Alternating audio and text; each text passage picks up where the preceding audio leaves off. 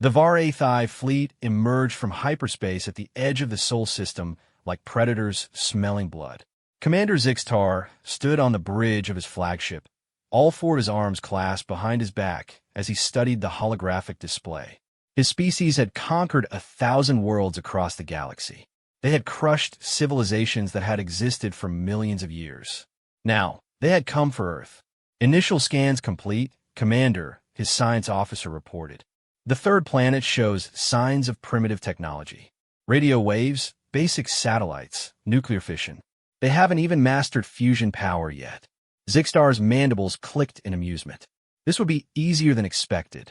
The Galactic Council had warned him about Earth, told him strange stories about ships that entered the Sol system and never returned. But Zixtar knew better. Those were just myths spread by cowards who didn't want competition for this resource-rich system. How many ships in their defense fleet? He asked. We detect no interstellar vessels, Commander. They appear to be confined to their planet, and its moon. Perfect. The Var-8I fleet consisted of 50 dreadnoughts, each one capable of reducing a planet's surface to glass. Earth's primitive nuclear weapons would be useless against their shields. This conquest would be over in hours. Send a standard surrender demand, Zixtar ordered. Tell them they have one rotation of their planet to submit to Var-8I rule. If they refuse, we will demonstrate our power by destroying their moon. The communications officer transmitted the message in every language they had decoded from Earth transmissions. Then they waited. On Earth, the message caused panic at first. World leaders gathered in emergency sessions. Scientists confirmed the alien fleet was real. Military commanders calculated their chances and found them hopeless. Humanity's most powerful weapons couldn't even reach the alien ships, let alone damage them. But something strange happened in those 24 hours. Instead of surrendering, humans did what they do best. They got creative. In a bunker beneath Cheyenne Mountain, General Sarah Chun looked at the assembled team of humanity's brightest minds. Ladies and gentlemen, we have less than 20 hours to save our species. I don't care how crazy your ideas are. If you think it might work, speak up. Dr. James Wright, a quantum physicist from MIT, raised his hand. General, what if we're thinking about this wrong? What if the reason no ships return from our system isn't because we destroy them, but because of something else? Go on, Chin said. Earth has some unique properties. Our magnetic field, the Van Allen belts, the specific frequency of our sun's radiation. What if there's something about our system that affects alien technology in ways we don't understand? That's a big if, Doctor. I know, but hear me out. We've been broadcasting radio signals for over a century. Those signals have created a sphere of electromagnetic radiation expanding outward at the speed of light. What if that sphere acts like a net when combined with our sun's unique properties? Another scientist, Dr. Maria Santos from Brazil, suddenly stood up. My God, James might be onto something. I've been studying the patterns in our radio telescope data. There are gaps, like shadows, where signals just disappear. I always assumed it was interference, but what if it's not? The room erupted with discussion. Ideas flew back and forth. Within hours, they had a theory and a plan. Meanwhile, on the Var-8I flagship, Zixtar grew impatient. Earth's time was almost up, and still no surrender. His tactical officer approached with concern in all 6 of his eyes. Commander, we're detecting unusual energy readings from the planet. What kind of readings? Unknown, sir, but they're increasing. It's like the entire planet is broadcasting something. Zixtar waved a dismissive arm. Primitive communications. Ignore it. But the tactical officer persisted. Sir, it's not random. There's a pattern, and it's affecting our sensors. We're losing clarity on some of our scans. Impossible. Their technology is centuries behind ours. On Earth, every radio transmitter, television station, cell tower, and satellite dish have been turned toward the alien fleet. But they weren't broadcasting normally. Dr. Wright's team had discovered that by synchronizing all of Earth's electromagnetic emissions at specific frequencies and phases, they could create interference patterns that resonated with the exotic matter in the aliens' hyperdrive cores. It was like finding the exact pitch that would shatter a wine glass. Except the wine glass was alien technology, and The pitch was a planet-wide symphony of electromagnetic waves. "It's working," Dr. Santos shouted, watching her instruments. "The alien ship's energy signatures are fluctuating." General Chun grabbed her radio. "All stations, increase power to maximum. Everything you've got." Power grid strained. Backup generators kicked in. Every human on Earth who could contribute did so. Amateur radio operators, television stations, even people with simple walkie-talkies, all became part of Earth's desperate defense. On the Var HFY flagship, alarms began to sound. "Commander, our hyperdrive is destabilizing." "What?" Zixtar rushed to the console. The readings made no sense. How could primitive radio waves affect their advanced technology? "It's not just us, sir. The entire fleet is experiencing the same phenomenon. The planet's electromagnetic field is creating some kind of resonance cascade in our systems." "Shut down the hyperdrives." "I can't, sir. The controls aren't responding. The interference is too strong." Zixtar watched in horror as his mighty fleet, the terror of 1,000 worlds, began to shimmer and distort. The careful balance of exotic matter that allowed faster-than-light travel was unraveling. His ships were being pulled into a state between dimensions, trapped by their own advanced technology. "Emergency protocols," he screamed. "All ships, retreat immediately." But it was too late. The Var HFY fleet found themselves caught in a trap they couldn't understand. Their hyperdrives, designed to punch holes in space-time, were now punching holes in their own ships. The more advanced the technology, the more vulnerable it was to Earth's improvised defense. One by one, the mighty dreadnoughts began to fade from normal space. Not destroyed, but displaced, shunted into a dimensional phase where they could neither advance nor retreat. They could see Earth but couldn't touch it. They could scream orders, but no one could hear them. In the bunker, cheers erupted as the alien ships vanished from their screens. But Dr. Wright wasn't celebrating. He was staring at his calculations with growing concern. "General, we have a problem." "What kind of problem?" "We won." "Yes, but at what cost?" "The amount of energy we just pumped into space, the interference patterns we created, they're not dissipating. They're growing stronger." "What does that mean?" "It means we've turned the entire Sol system into a trap. Any ship using faster-than-light technology will be caught the moment they enter. We're safe from invasion, but we're also trapped," General Chin finished. "We can never leave." The room fell silent as the implications sank in. They had saved Earth, but they had also turned their solar system into a prison.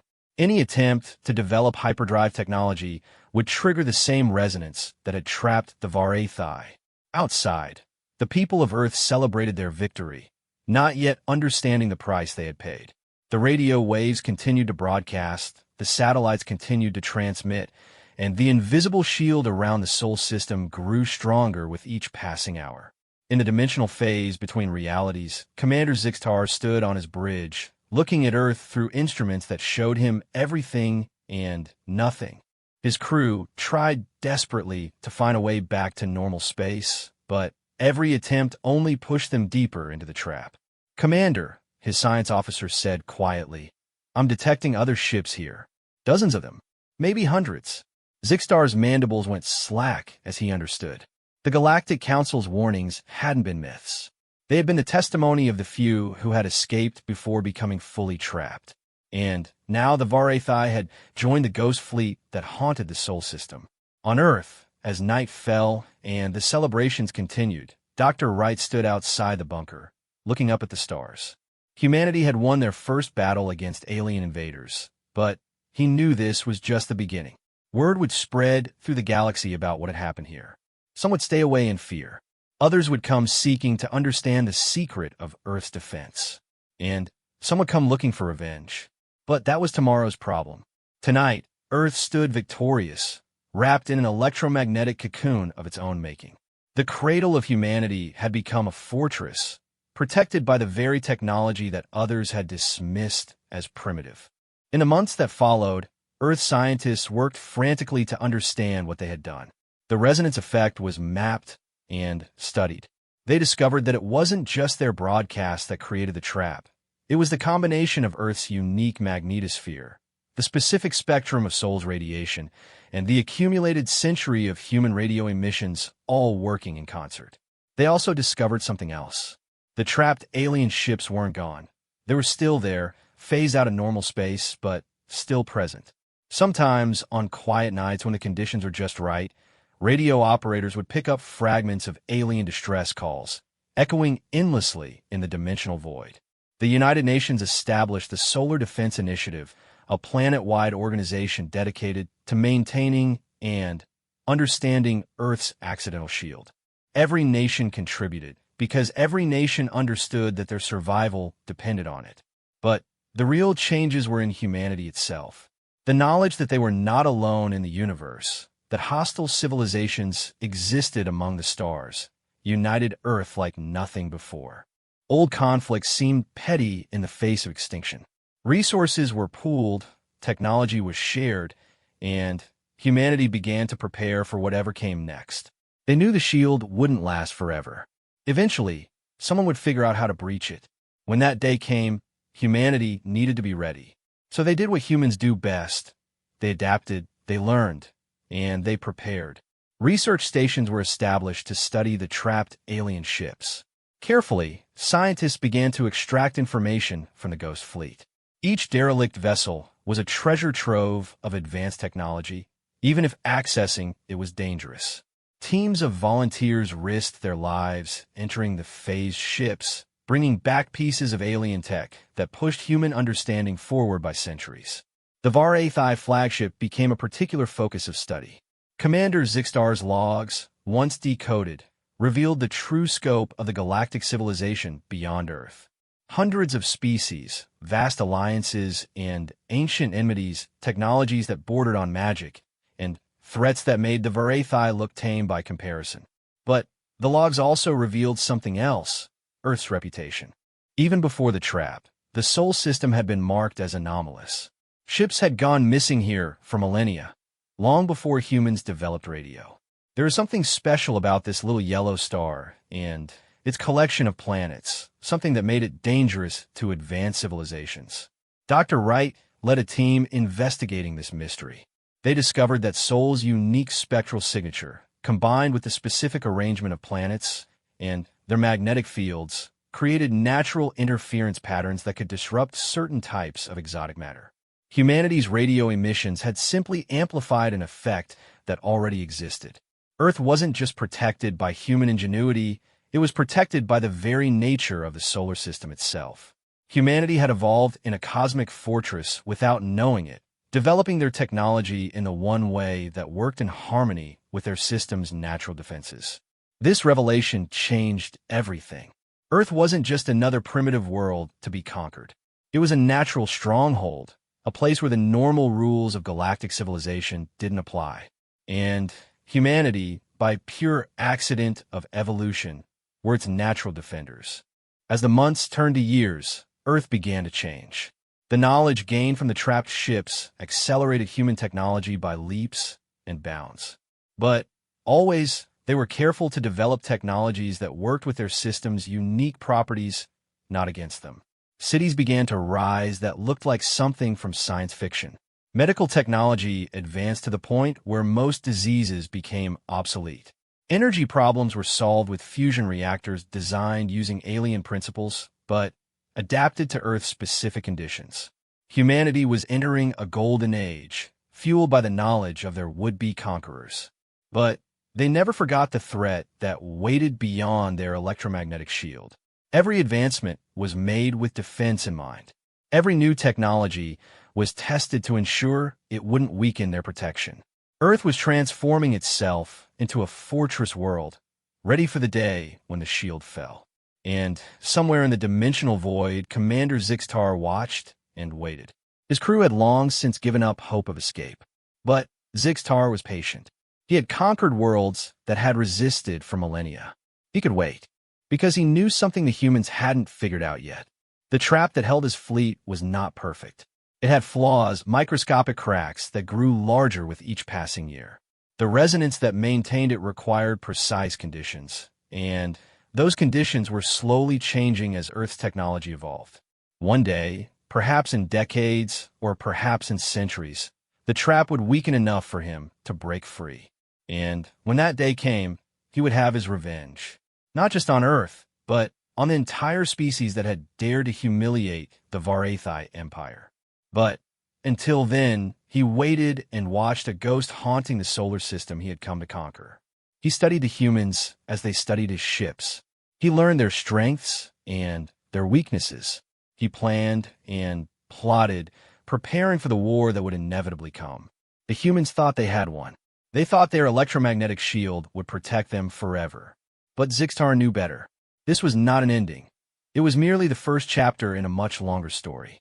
A story that would be written in fire and blood across the stars.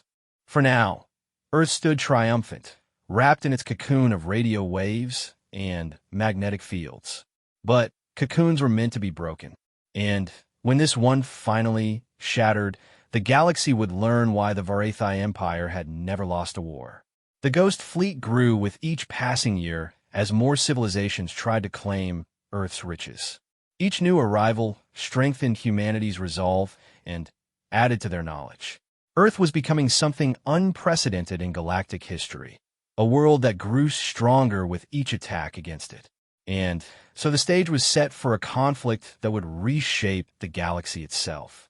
On one side, the accumulated might of 100 conquered civilizations, waiting for their chance at revenge. On the other, a single world of primitive apes who had accidentally discovered the secret to defeating empires. The universe watched and waited to see which would prevail. 10 years had passed since the Varethi fleet vanished into the dimensional void. Earth had changed beyond recognition. Cities now floated in the clouds, powered by fusion reactors that hummed with alien efficiency. Medical pods could heal almost any injury. Food grew in vertical farms that defied the old limits of agriculture. Humanity had entered a new age, built on the bones of their would-be conquerors. Dr. James Wright, now director of the Solar Defense Initiative, stood in the observation deck of Lighthouse Station.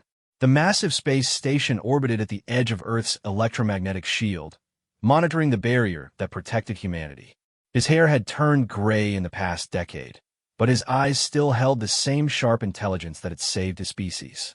Director Wright, his assistant, called out, "We're detecting anomalies in Sector 7. Wright moved to the console. On the screen, the normally stable electromagnetic field showed ripples, like stones thrown into a still pond. "How long have these been occurring?" "They started 3 days ago, sir. Small at first, but growing stronger." Wright felt a chill run down his spine. They had always known this day would come. The shield wasn't perfect. Nothing was. But he had hoped for more time. "Alert the council," he ordered, "and bring all defense systems online." Deep in the dimensional void, Commander Zixtar felt the change too. For 10 years, he had been trapped in a nightmare of shadows and echoes. His crew had adapted to their ghost-like existence, learning to navigate the strange realm between realities. They had discovered they weren't alone. Hundreds of ships from dozens of species drifted in the void, all victims of Earth's trap. But Zixtar had done more than just survive. He had united them, brothers and sisters of the void. He addressed the assembled commanders through the dimensional static. "The time we have waited for approaches. The human's shield weakens. Soon, we will have our revenge." The Ghost Fleet had become a civilization unto itself. Varethi, Krell, Zafrani, and a dozen other species that had once been enemies now worked together, united by their shared hatred of humanity. They had spent years studying the trap that held them, probing for weaknesses, preparing for the day they could break free. On Earth, emergency sessions convened in the underground cities. President Maria Rodriguez, leader of the United Earth government, looked at the assembled scientists and military commanders. "Give me the truth. How long do we have?" Dr. Wright pulled up his calculations. "The anomalies are growing exponentially. At current rates, the first breach will occur in approximately 6 months. After that, the entire shield will collapse within days. Can we reinforce it? We've tried. Every attempt to strengthen the field only accelerates the degradation. It's like the shield has a natural lifespan, and we're reaching the end of it. General Chun, promoted to Supreme Commander of Earth's forces, leaned forward. Then, we need to prepare for war. How many ships are trapped in the void? Our best estimate is over 300 vessels, representing at least 15 different species. If even half of them are still operational, we'll be overwhelmed, Chun finished. Our technology has advanced, but we're still decades away from matching their firepower. The room fell silent. They had known this day would come, but knowing and facing were different things. Earth had used its borrowed time well, but was it enough? There's another option. A young scientist named Dr. Sarah Kim spoke up. She had been part of the team studying the dimensional void. What if we don't fight them when they emerge? What if we fight them before they can fully materialize? Wright's eyes widened. You want to attack them in the void itself? Why not? We've learned how to partially phase objects using stolen Varathai technology. If we can create weapons that exist partially in both dimensions. It's never been tested, Chun protested. We'd be gambling everything on an unproven theory, as opposed to fighting a conventional war against a fleet that outnumbers us 10-1. Kim countered. At least this gives us the element of surprise. The debate raged for hours. In the end, it was President Rodriguez who made the decision. We'll prepare for both scenarios. General Chun, ready our conventional forces. Dr. Kim, you have full resources to develop these dimensional weapons. We have 6 months to save our species. Again, the months that followed saw humanity mobilized like never before. Factories worked around the clock, producing weapons and ships. Scientists pushed the boundaries of stolen alien technology. Every able-bodied adult underwent military training. Earth was transforming into a warrior world. In orbit, humanity's first true war fleet took shape. The ships were ugly by galactic standards, bulky, angular things that looked like flying fortresses rather than the sleek vessels of advanced civilizations. But they were built with one purpose in mind: survival. The flagship, UES Defiance, bristled with weapons adapted from a dozen different alien technologies. Its hull was layered with electromagnetic generators that could project localized versions of Earth's shield. Its main gun was something entirely new, a dimensional phase cannon that Dr. Kim's team had developed. Captain John Mitchell stood on the bridge of the Defiance, watching Earth turn below. He had been a commercial pilot before the Varathai arrival. Now, he commanded humanity's most powerful warship. The universe had a strange sense of humor. Captain, his sensor officer reported, the anomalies are accelerating. Dr. Wright estimates we have less than a week. Mitchell nodded. They had done everything they could. Now came the hard part, waiting. In the void, Zixtar made final preparations. The combined knowledge of the Ghost Fleet had yielded results. They had found a frequency that would shatter Earth's shield from within. All they needed was enough power, and the collaborative efforts of 300 ships would provide that. Remember, he addressed his allied commanders, the humans are clever. They will have prepared for our return. But they cannot prepare for our unity. When we emerge, we strike as one. No mercy, no hesitation. Earth burns within the first hour, or we may not get another chance. The assembled commanders agreed. Too many had fallen into Earth's trap by underestimating the humans. They would not make that mistake again. On Earth, Dr. Kim made a final check of the dimensional weapons. The theory was sound, but theory and reality often diverged. The phase cannons would either give humanity a fighting chance or explode the moment they were fired. There was no way to know without trying. Sarah, Wright said, finding her in the weapons lab. Whatever happens, you should know that your work has given us hope. That's more than we had before. Save the speeches for after we win, Director, Kim replied, but she smiled. Though if we do survive this, I'm demanding a vacation. Somewhere without aliens trying to kill us. I'll see what I can do. Though after this, we might be fresh out of those places. The final day arrived with an electric tension that covered the globe. Civilians huddled in reinforced shelters. Soldiers manned their posts. In orbit, Earth's fleet arranged itself in defensive formations. Everyone waited for the hammer to fall. It began as a whisper in the electromagnetic field. The anomalies suddenly synchronized, pulsing in rhythm like a massive heartbeat. Then, reality cracked. A hole opened in space, a wound in the universe itself. Through it came the Ghost Fleet, hundreds of ships phasing back into normal space with reality bending around them.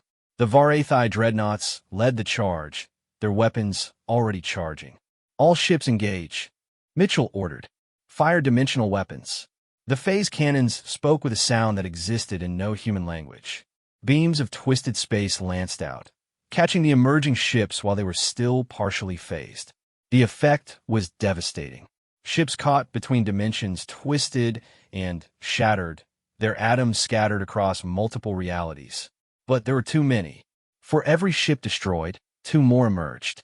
The Ghost Fleet had spent years preparing for this moment, and they came with the fury of the condemned.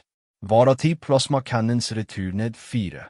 The UES Thunder exploded in a ball of superheated gas. The UES Lightning shields held for exactly 3 seconds before failing. Earth's fleet was being torn apart. Phase 2. Chun ordered from Earth's command center. Activate the pulse. Across the planet, every electromagnetic transmitter activated simultaneously. Not the chaotic broadcast of 10 years ago, but a precisely modulated pulse designed by studying the Ghost Fleet for a decade. It slammed into the emerging ships like a tidal wave. Ships stumbled, their systems glitching. But they had prepared for this too. Electromagnetic shields snapped into place, protecting them from Earth's primary defense. It's not working, someone shouted. They've adapted. But Dr. Kim smiled grimly. That's what we wanted them to think. The electromagnetic pulse hadn't been meant to stop them. It had been meant to make them raise their shields. And those shields, designed to block electromagnetic radiation, were perfectly transparent to the real attack. From hidden satellites, a new weapon fired. Gravitational pulse bombs, developed from Krell technology, detonated inside the Ghost Fleet's shields. Ships crumpled like paper as their own mass turned against them. Dreadnoughts folded in on themselves, becoming miniature black holes before evaporating. Zixtar watched his carefully planned revenge falling apart. The humans had learned too much, adapted too quickly. But he still had cards to play. All ships scatter and engage. Overwhelm their defenses. For the honor of the fallen. The battle became a melee. Earth's ships fought with desperate courage, using every trick they had learned. Dimensional weapons phased through enemy shields. Gravitational mines turned space into a death trap. Electromagnetic chaff confused targeting systems. But the numbers were still against them. The Ghost Fleet pressed forward, accepting horrific losses to get within range of Earth. If even one dreadnought reached the planet, it could glass entire continents. Captain Mitchell saw the gap in their lines. 3 Var-Aethai dreadnoughts had broken through, racing toward Earth. The Defiance was the only ship in position to intercept. All power to engines, he ordered. Ramming speed. Captain, his helm officer questioned. You heard me. If those ships reach Earth, billions die. Not on my watch. The Defiance surged forward, its engines screaming protest. The Var-Aethai ships saw them coming and opened fire. Shields flared and died. Hull plates melted, but the Defiance kept coming. For Earth, Mitchell shouted as his ship slammed into the lead dreadnought. The explosion lit up the sky. 2 ships died in nuclear fire, their reactors detonating in a chain reaction. The other 2 dreadnoughts, damaged by debris, veered off course. On Earth, people watched the battle raging in their sky. Parents held children.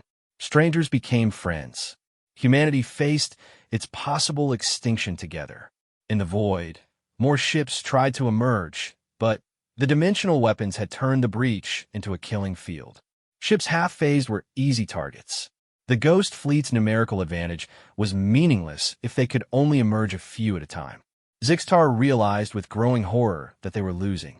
The humans had turned his carefully planned assault into a slaughter. His allies were dying by the dozens, their ships becoming expanding clouds of debris. Commander, his tactical officer reported, we're detecting massive energy buildup from the planet. Something's coming. Earth's final surprise revealed itself. For 10 years, they had studied Var-Aethai hyperdrive technology. They couldn't use it to leave their system, but Dr. Wright had found another application. Project Exodus wasn't about running away. It was about sending unwanted guests home. The energy buildup reached critical mass. A wave of distorted space expanded from Earth, catching every ship in the system. It was the opposite of a hyperdrive. Instead of creating a tunnel through space, it collapsed any existing tunnels. The Ghost Fleet found themselves being pulled back into the void. But this time, the door was closing behind them. The dimensional breach, held open by their combined effort, snapped shut like a rubber band. No! Zixtar screamed as his dreadnought was dragged back into the nightmare realm. This isn't over.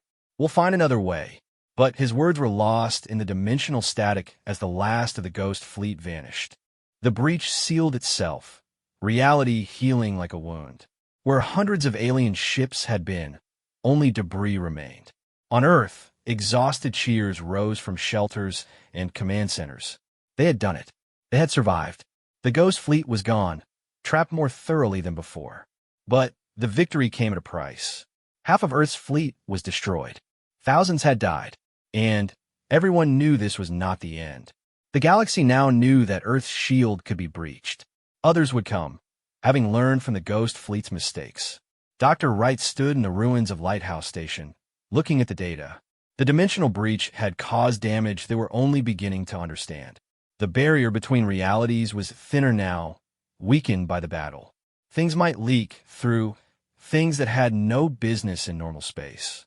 Director, Kim approached him. We won. For now, Wright replied. But look at these readings. The dimensional fabric is torn. We sealed the breach, but the scars remain. Our universe and the void are no longer completely separate. Kim studied the data and paled. Are you saying what I think you're saying? I'm saying our victory may have created a bigger problem. We've turned our solar system into a dimensional anomaly. The laws of physics themselves are becoming negotiable here. As if to prove his point, a sensor detected something impossible. A ship was approaching Earth, but it wasn't coming through normal space or hyperspace. It was sailing through the dimensional scars, riding the boundary between realities like a surfer on a wave. The ship was unlike anything in their databases. It seemed to be made of crystallized space-time, constantly shifting between states of matter and energy. It broadcast a single message in perfect English. Greetings, Earth. We are the Dimensional Archaeological Survey. We've been monitoring your fascinating experiment with reality manipulation. We'd like to discuss the rent for existing in our dimensional neighborhood. Right? And Kim exchanged glances. They had saved Earth from the Ghost Fleet, only to discover they had attracted the attention of beings that treated dimensions like real estate. Get the president on the line, Wright said tiredly. Tell her our universe just got a lot more complicated.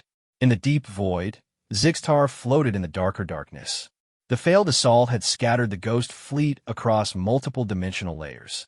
Some were so far from normal reality that they had ceased to exist in any meaningful way.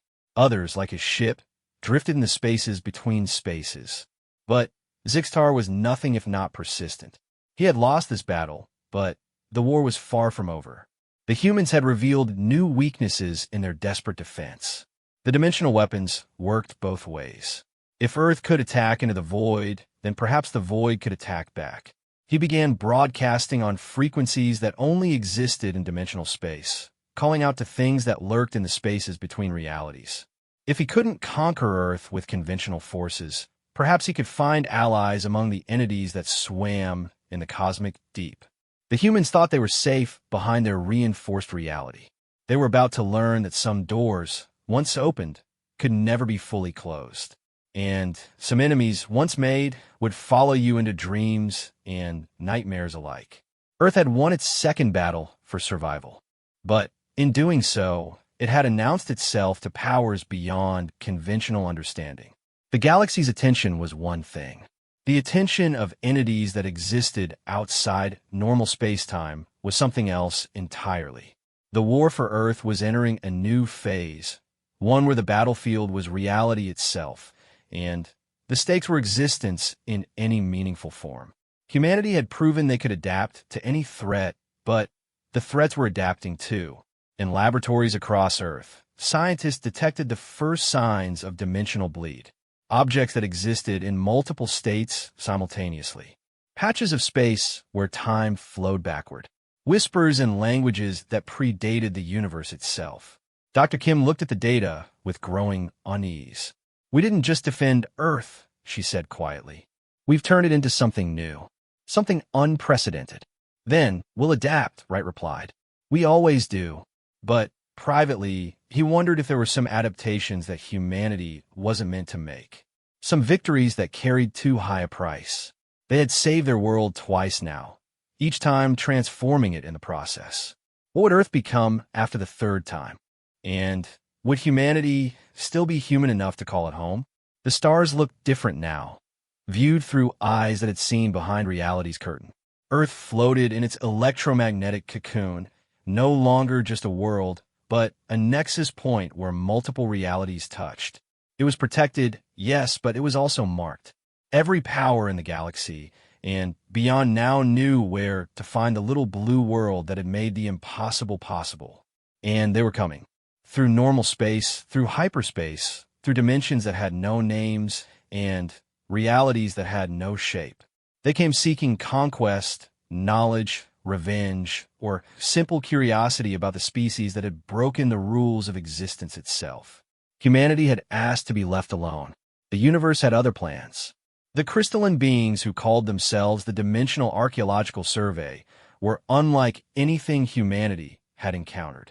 They didn't have ships in the traditional sense. They were their ships, vast entities of living mathematics that existed partially in 17 different dimensions simultaneously. Ambassador Chun, no relation to the general, stood in what the beings had created as a meeting space. It looked like the United Nations building, if the United Nations building occasionally flickered between existing and not existing. The lead entity had shaped itself into something vaguely humanoid, though it kept forgetting how many arms humans were supposed to have. "We apologize for the confusion," the entity said, its voice sounding like crystalline wind chimes. "Your species is uniquely linear. We're used to dealing with beings that experience time in at least 3 directions. We appreciate your efforts to accommodate us," Chen replied diplomatically. "Now, about this rent you mentioned?" The entity rippled, which Chun had learned was its version of a laugh. "A metaphor. Your recent activities have torn holes in dimensional fabric that we've spent eons maintaining. Think of it as property damage." "We were defending ourselves," Chen protested. "Oh, we're aware. We've been watching your species with great interest. Do you know how rare it is for a pre-dimensional civilization to accidentally weaponize reality itself? You're like children who discovered fire by burning down the forest." Chen couldn't tell if that was a compliment or an insult. "What do you want from us?" "Simple. Stop breaking reality. The tiers you've created are attracting attention. Beings from the deep dimensions, entities that feed on paradox, things that should not be. Your little war has rung a dinner bell across multiple realities." As if to emphasize the point, alerts began flooding Chen's communication implant. Something was happening in the Pacific Ocean. Something impossible. Dr. Kim stood on the deck of a research vessel, staring at readouts that made no sense. The ocean in front of them had become else. Water flowed upward in spirals that hurt to look at.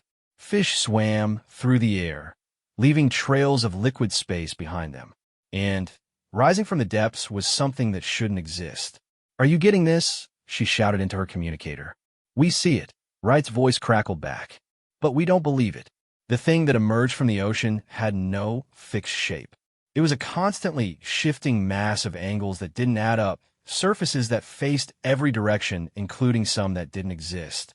Tentacles made of pure probability writhed from its mass, each touch rewriting the laws of physics in small, localized areas. "It's beautiful," whispered one of the scientists, blood running from his eyes as his brain tried to process what couldn't be processed. "Everyone inside," Kim ordered. "Don't look at it directly. Use the filtered screens only." The entity, for lack of a better word, wasn't attacking.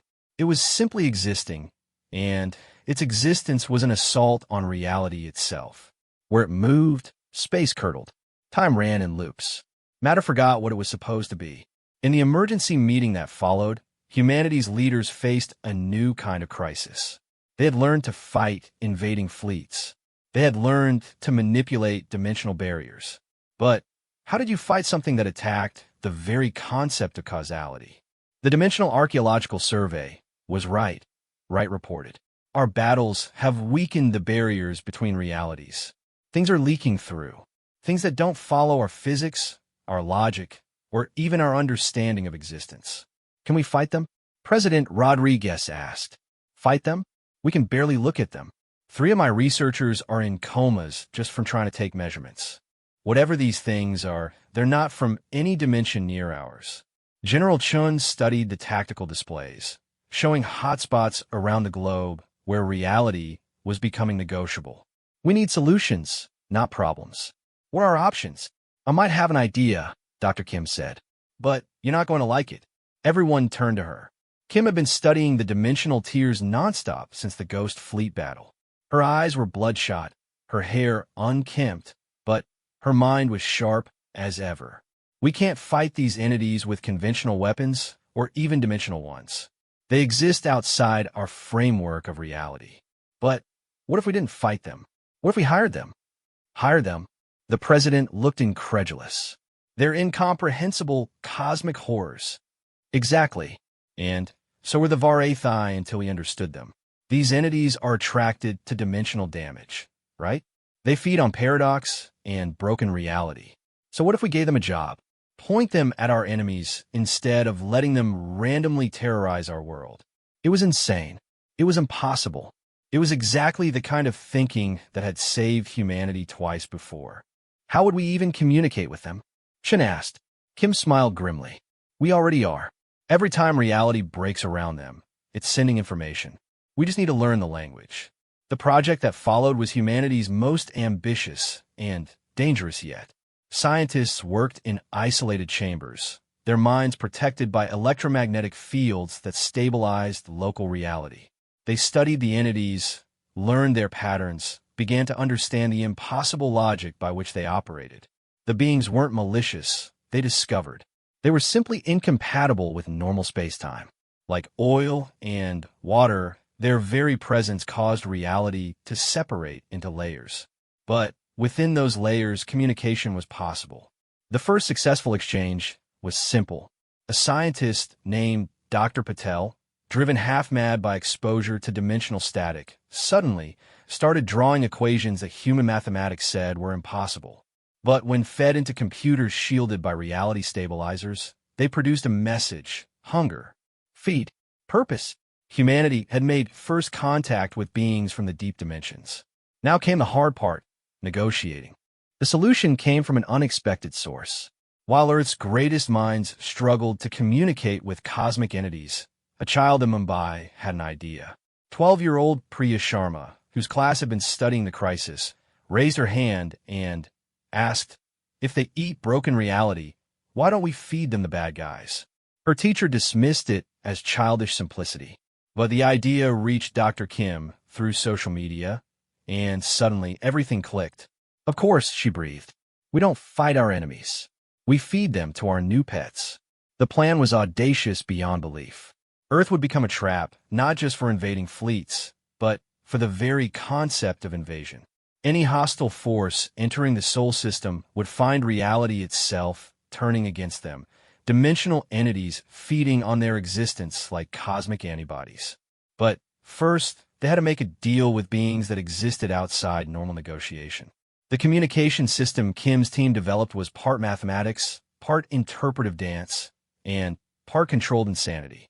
Human diplomats learned to think in impossible directions, to speak in paradoxes, to negotiate with entities that existed in past, present, and future simultaneously. The lead negotiator was Dr. Elizabeth Harper, a linguist who had already been considered eccentric before she started talking to hyperdimensional beings. Now, she held conversations with entities that existed as living violations of physics, and somehow made them understand human needs. They're not evil, she explained to the assembled leaders, her eyes reflecting colors that didn't have names. They're hungry. They feed on impossibility. And we're offering them an all-you-can-eat buffet. The terms were simple, even if the beings understanding them were not.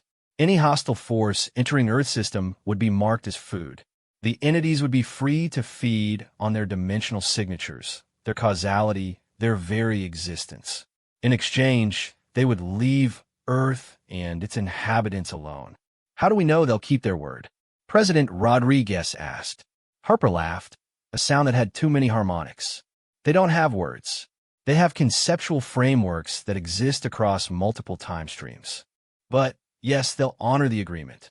Breaking it would create a paradox, and paradoxes are dessert to them. They'd rather have the steady meal we're offering.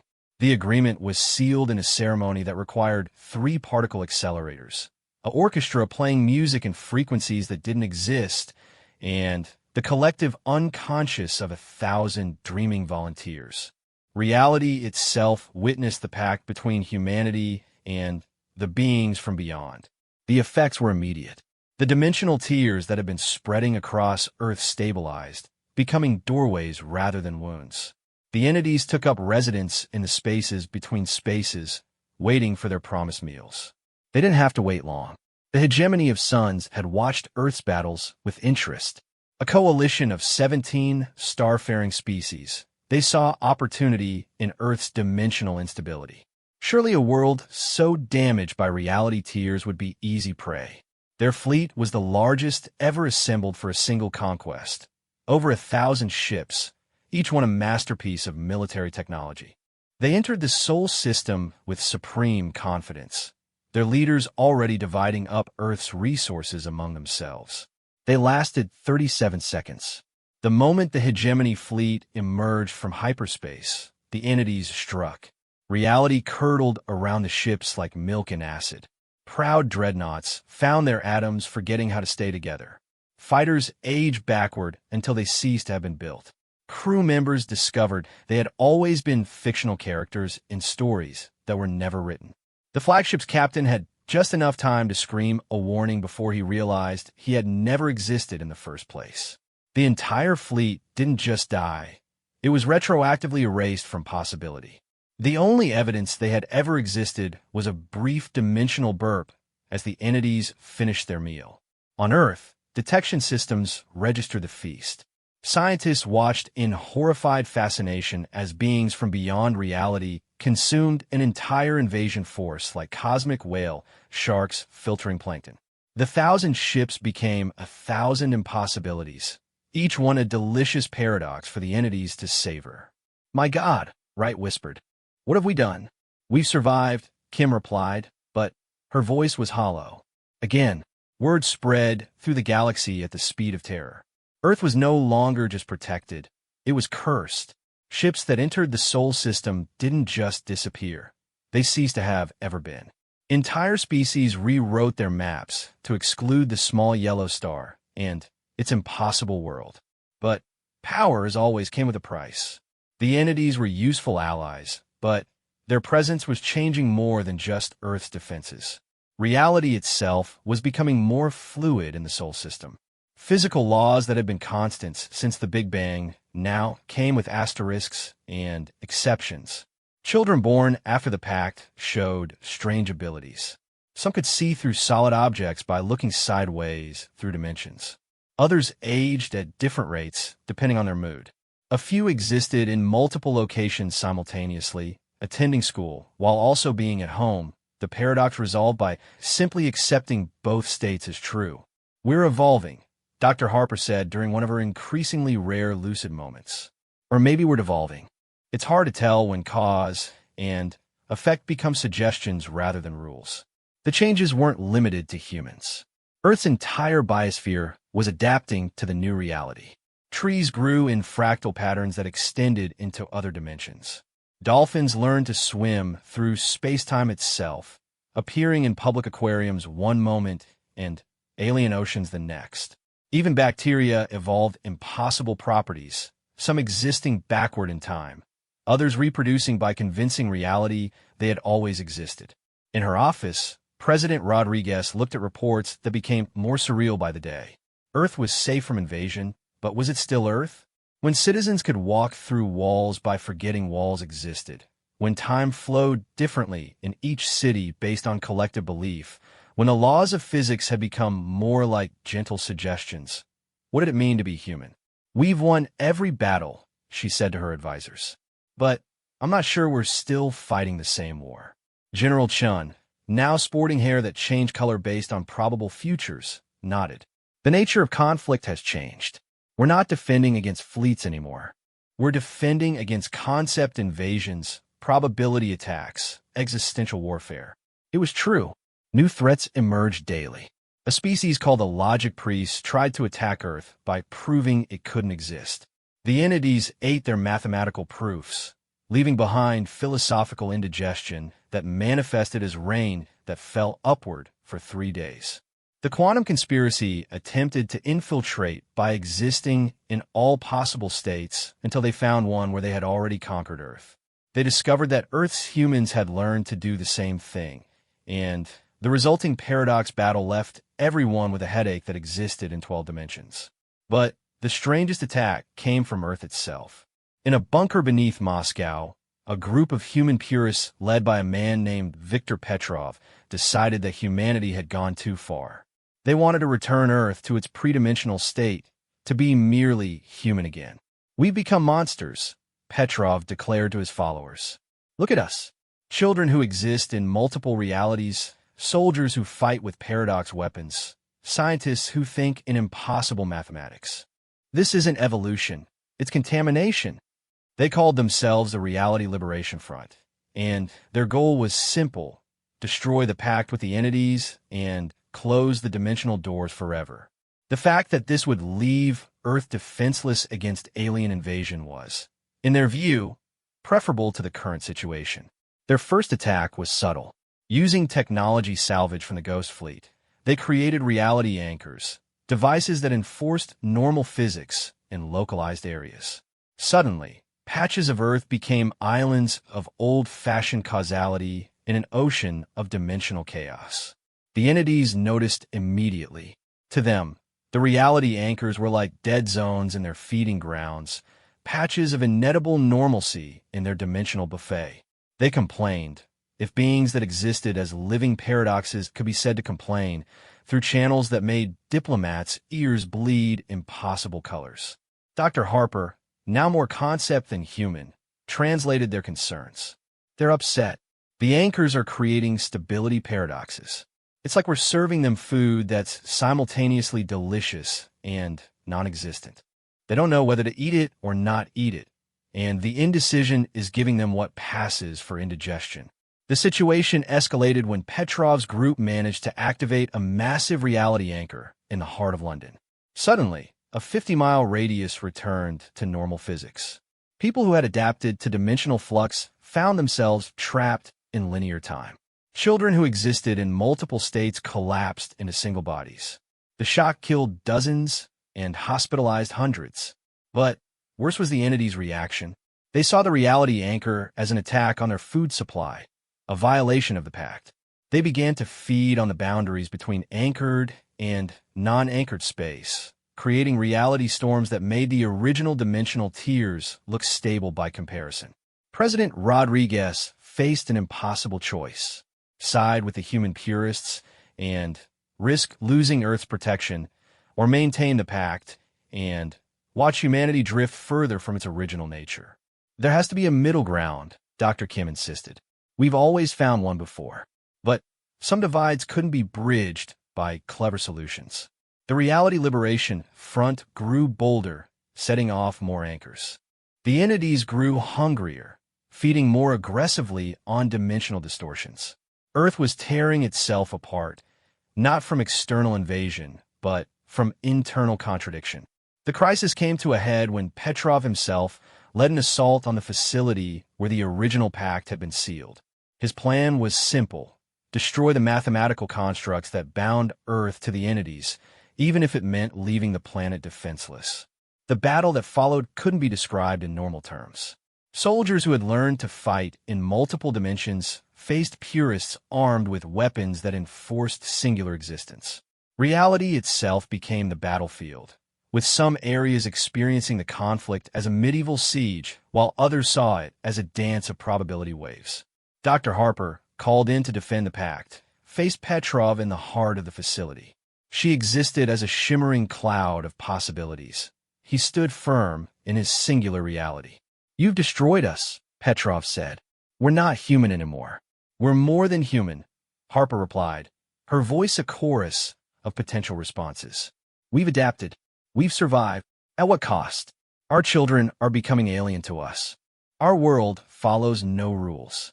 We've traded our humanity for power." Harper paused, and for a moment, she solidified into a single form. "And what would you have us do? Return to the old ways? Wait for the next fleet to glass our world? Better to die human than live as monsters." The philosophical debate became a physical battle as Petrov activated his ultimate weapon, a reality anchor powered by the combined will of thousands of purists. It expanded outward, forcing normal physics onto increasingly large areas. The entities reacted violently. To them, this was starvation, genocide, a violation of everything they understood. They began to feed indiscriminately, consuming not just the anchor, but the space around it. Reality began to collapse in ways that made the previous tiers look like paper cuts. And then, in the moment when existence itself hung in the balance, something unexpected happened. The children who had been born into the new reality, who had never known a world without dimensional flux, stepped forward. They spoke in harmonics that touched multiple dimensions. They thought in patterns that embraced both stability and chaos. They were human, but they were also more, and they refused to choose between the two. "We are both," said Priya Sharma, the girl whose simple idea had started humanity's pact with the entities. Now 16, she existed comfortably in 7 dimensions while still enjoying pizza and video games. "We don't have to be one or the other. We can be human and dimensional. We can have rules and exceptions. We can be ourselves and more." The children formed a living bridge between the two factions. They showed the purists that humanity hadn't been lost, just expanded. They showed the entities that stability and chaos could coexist, creating new flavors of impossibility to feed on. It wasn't a perfect solution. It never was. But it was human in all its messy, adaptable glory. The reality anchors were modified rather than destroyed, creating zones of stability within the dimensional flux. Earth became a patchwork of different physics, allowing both traditional humans and dimensional adaptants to coexist. The entities learned to feed on the borders between zones, finding the transition itself a delicacy. Petrov's movement didn't disappear, but it evolved. Instead of trying to turn back the clock, they became guardians of human tradition within the new reality. They maintained museums of linear time, libraries where books always had the same words, restaurants where food didn't exist in quantum superposition until observed. "We're still human," President Rodriguez announced in a speech that was broadcast across multiple dimensions. "We're just human plus. We've added to our definition, not replaced it. And that's what we've always done. From caves to cities, from Earth to space, from single reality to multiple dimensions. We adapt, we grow, we remain ourselves while becoming more." The galaxy watched Earth's evolution with a mixture of fear and fascination.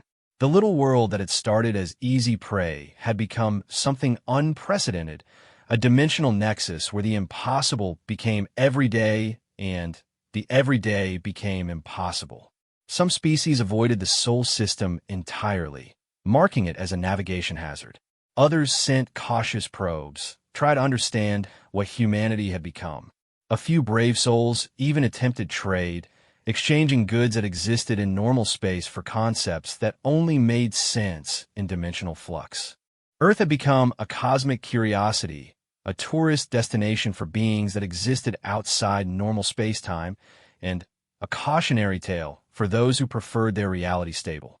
But most importantly, it remained home to humanity, a humanity that had learned to walk between worlds while keeping their feet on the ground. In his exile among the deep dimensions, Commander Zixtar observed Earth's transformation with something approaching respect. The primitive apes he had come to conquer had become something that defied classification.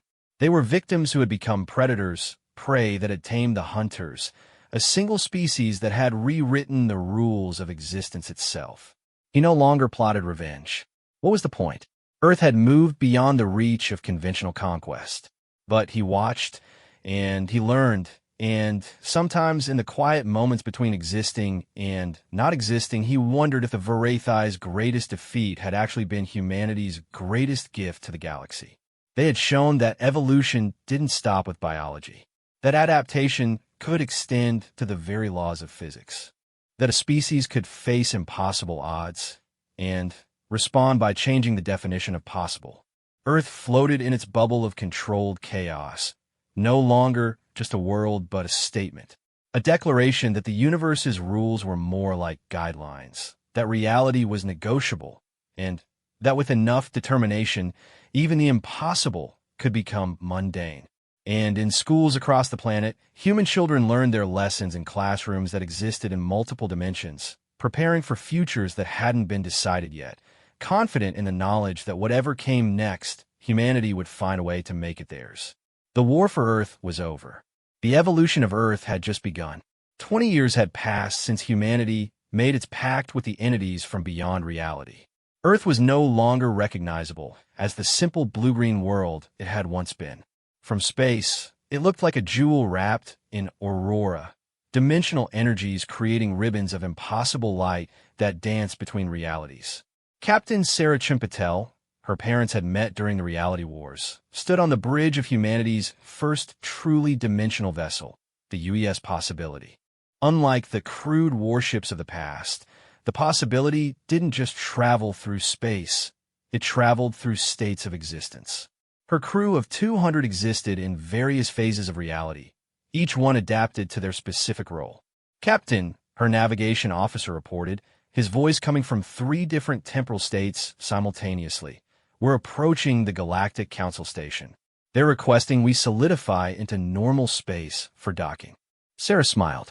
Even after all these years, the rest of the galaxy still struggled with what humanity had become. Comply with their request. We're here to make friends, not give them dimensional vertigo.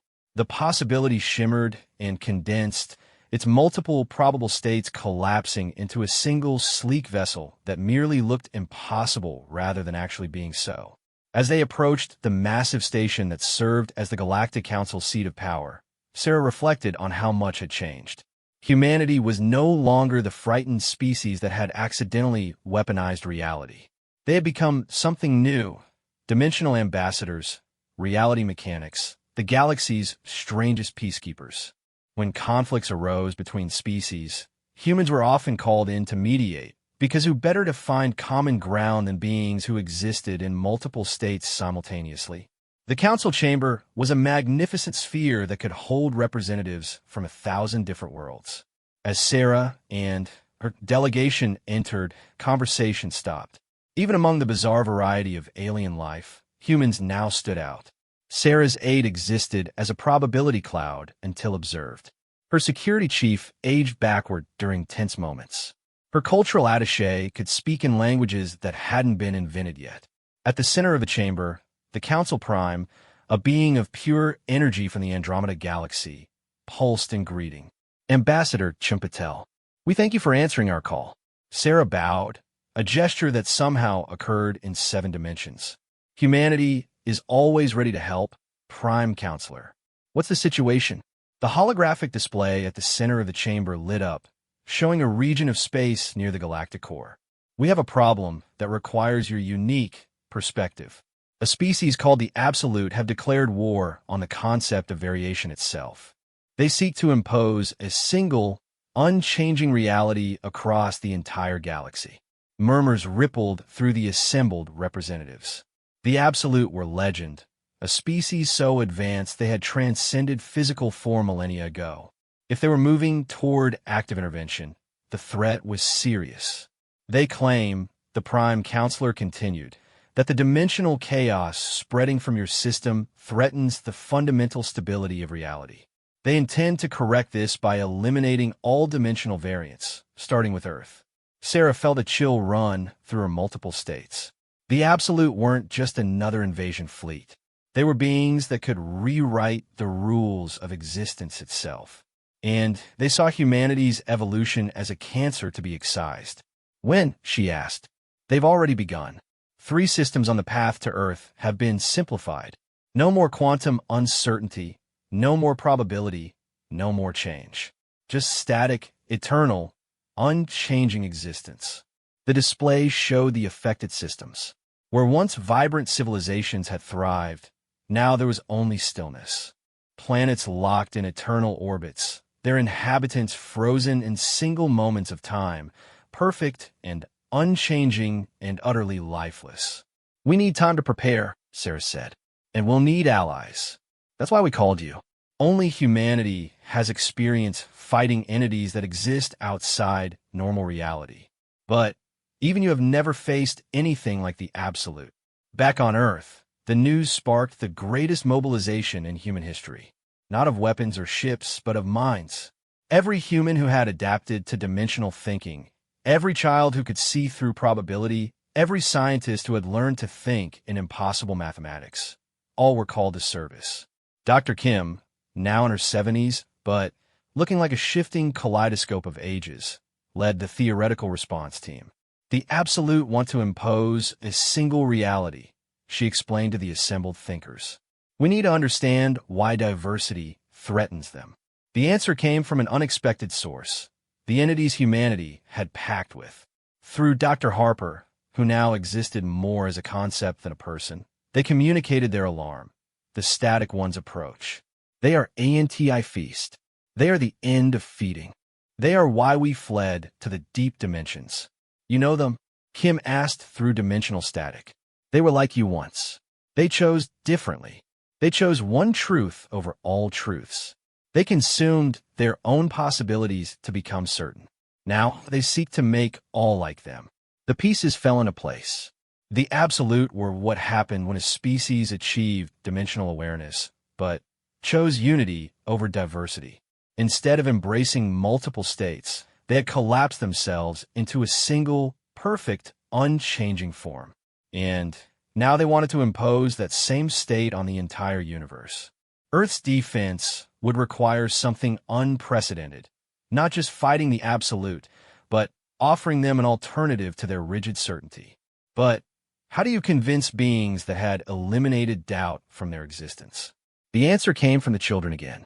The generation born into dimensional flux had developed abilities their parents could barely comprehend. They didn't just exist in multiple states.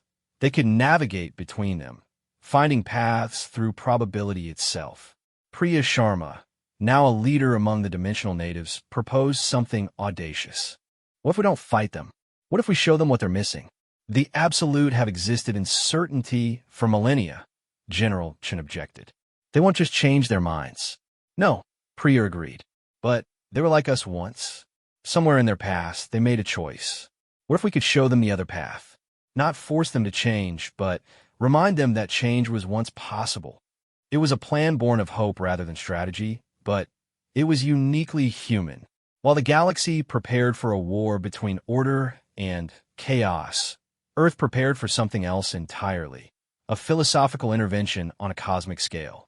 The Absolute arrived like sunrise, inevitable, implacable, transforming everything they touched. Their vanguard wasn't ships or weapons, but a wave of certainty itself. Where it passed, quantum uncertainty collapsed. Probability became singular. The messy, chaotic, beautiful uncertainty of existence simplified into cold, hard, unchanging fact. Earth's outer defenses, the dimensional entities that had protected them for 2 decades, recoiled from the approaching wave. To beings that fed on paradox and impossibility, the Absolute certainty was poison. Some fled to deeper dimensions. Others simply ceased, unable to exist in a universe with only one truth. But humanity didn't flee. As the wave of absolute reality approached Earth, they did something unprecedented. They opened themselves to it. Every human who had learned to think in multiple dimensions, every child who existed in probability, every adapted mind that could hold contradictions, they all reached out to touch the Absolute certainty. Not to fight it, but to understand it. The effect was immediate and unexpected. The Absolute, who had not experienced uncertainty in millennia, suddenly, found themselves observing beings that existed in multiple states. The act of observation, fundamental to their nature, forced them to acknowledge the existence of variance. It was like introducing color to beings that had known only black and white. The Absolute's perfect unity wavered, not from external attack, but from internal contradiction. How could they maintain absolute certainty while observing beings that existed in uncertainty? The philosophical paradox rippled through their collective consciousness. They had built their entire existence on the premise that only one truth existed. But here was another truth, equally valid, equally real. The logic virus of doubt spread through their perfection like cracks in ice. And then something beautiful happened. One of the Absolute, a being that had existed in unchanging certainty for eons, chose to change. Just for a moment, just to see what it felt like. That single act of choice, of embracing possibility over certainty, sent shockwaves through their entire species. What have you done? The Absolute's collective voice rang across dimensions, not in anger, but in something like wonder. Sarah Chimpatel, serving as humanity's voice, responded simply. We've reminded you that you have a choice. You always have a choice. The war that the galaxy had feared never came. Instead, something far more profound occurred. The Absolute, faced with proof that certainty and uncertainty could coexist, began to fragment. Not in destruction, but in exploration. Some chose to maintain their certainty, but acknowledged that it was a choice. Others began to explore uncertainty, carefully, tentatively, like swimmers entering an ocean they had forgotten existed. The transformation wasn't instant or complete. Many of the Absolute retreated, needing time to process this fundamental challenge to their existence. But some stayed, curious about these humans who had found strength in chaos rather than order. One of these curious Absolute took a form that could interact with normal matter, a crystalline structure that shifted between states. It approached Dr. Kim's research station, seeking understanding. You were like us once, it said, its voice struggling with the concept of individual identity. You faced a choice between one truth and many. Why did you choose chaos? Kim, her aged face shifting through probable expressions, smiled. We didn't choose chaos. We chose choice itself. The ability to be wrong, to change, to grow. Yes, it's messier than certainty. Yes, it's scarier, but it's also alive. Alive, the Absolute repeated, testing the word. We had forgotten that concept. In our certainty, we became eternal but static. You have shown us that eternity without change is not life, but crystallization. The conversation that followed would be remembered as a turning point in galactic history. The Absolute didn't abandon their certainty wholesale. That would have been another form of absolutism. Instead, they began to explore the space between certainty and uncertainty, finding new ways to exist that combine the best of both. Some Absolute chose to experience linear time again, remembering what it felt like to not know what came next. Others maintained their timeless perspective, but allowed for multiple interpretations of events. Still others found a middle path, existing in certainty most of the time, but taking uncertainty vacations where they could experience doubt and growth. The effect on the galaxy was transformative. The Absolute's technology, combined with humanity's dimensional adaptability, opened new possibilities for all species. Civilizations that had been locked in conflict found new ways to coexist by existing in slightly different dimensional phases. Species that had been limited by their biology could now choose to adapt, to evolve, to become more than their origins. Earth became not just a fortress or a curiosity, but a pilgrimage site. Beings from across the galaxy came to experience the dimensional flux, to learn to think in impossible ways, to discover that reality was far more flexible than they had ever imagined. The Var-Aethai were among the first to request release from their dimensional prison. Commander Zixtar, having spent decades in the void, had undergone his own transformation. When he emerged, he was no longer the conqueror who had come to claim Earth. He was something new, a being that had learned to find strength in adaptation rather than domination. I came to take your world, he said to President Rodriguez, now in her fourth term, though she existed in several temporal states, so the count was debatable. Instead, you gave me universes. I thank you. It wasn't forgiveness. Too much had been lost for that. But it was understanding, and from understanding came the possibility of peace. The galaxy had entered a new age, one where the boundaries between possible and impossible were negotiable, where reality was a collaborative effort rather than an imposed truth. Species that had been locked into single forms of existence discovered they could choose to be more. Ancient conflicts dissolved when enemies realized they could both be right in different dimensional phases. But perhaps the most profound change was in humanity itself.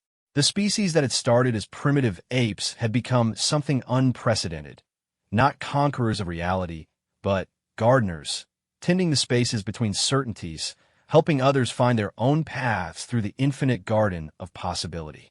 In schools across Earth and beyond, children learned that the universe wasn't a problem to be solved, but a question to be explored. They studied not just what was, but what could be. They learned to hold multiple truths simultaneously, to find strength in uncertainty, to dance between dimensions with the joy of beings who had discovered that limits were just another word for opportunities. Dr. Kim, in one of her more stable moments, stood before the Galactic Council to deliver humanity's report on the absolute crisis. We didn't defeat them, she said. We reminded them that defeat and victory are just two possible outcomes among infinite alternatives. We showed them that strength can come from embracing weakness, that certainty can coexist with doubt, that the universe is large enough for all truths. And what of the future? The Prime Counselor asked. What comes next for humanity? Kim smiled, her form flickering through possible answers. Everything. Nothing. Something in between. We'll let you know when we observe it. The assembly laughed, a sound that rippled across dimensions. The galaxy had learned to appreciate humanity's approach to existence. Serious yet playful, profound yet simple, impossible yet everyday. As Earth continued its orbit around Sol, wrapped in its aurora of dimensional energy, children played games that spanned realities. Scientists discovered new forms of mathematics that worked only on Tuesdays. Artists created works that existed differently for each observer. And in the spaces between certainty and chaos, humanity thrived. They had started as victims, become warriors, evolved into bridges between realities. But in the end, they remained what they had always been, adaptable, curious, stubbornly determined to survive and thrive regardless of what the universe threw at them. The war for Earth was over. The conversation with existence had just begun, and in that conversation, every voice mattered, every perspective had value, and every impossibility was just a possibility waiting to be discovered. Commander Zixtar, now serving as a liaison between the dimensional refugees and normal space, often reflected on the irony. He had come to conquer Earth, and instead had been conquered by an idea. That strength came not from imposing your will on reality, but from dancing with it, finding the rhythm between order and chaos, certainty and doubt. The little blue world that had once seemed such easy prey had become the galaxy's teacher, showing ancient civilizations that evolution didn't stop with biology or technology, but extended to the very nature of existence itself. And the lesson was simple. Even if its implications were infinite, there was always another way. In the deep dimensions, the entities that had first terrorized then protected Earth sang songs of probability. Their feast had evolved from simple feeding to complex cuisine, savoring the subtle flavors of realities that chose to blend rather than clash. They had learned from humanity, too, that consumption could be symbiotic rather than destructive, that predator and prey were just roles that could be renegotiated. And Earth itself? It had become exactly what it needed to be, a world of infinite possibilities, where children could dream in equations that rewrote physics, where poets could speak truths that existed only in metaphor, yet shaped reality, where every dawn brought new ways of being human. The universe had sent its worst to the Sol system. Conquerors, devourers, absolutists, and horrors from beyond the veil.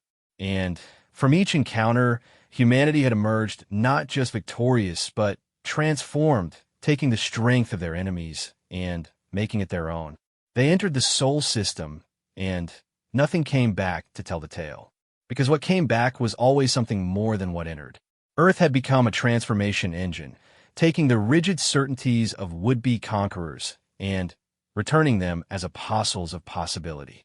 And in that transformation lay the true victory.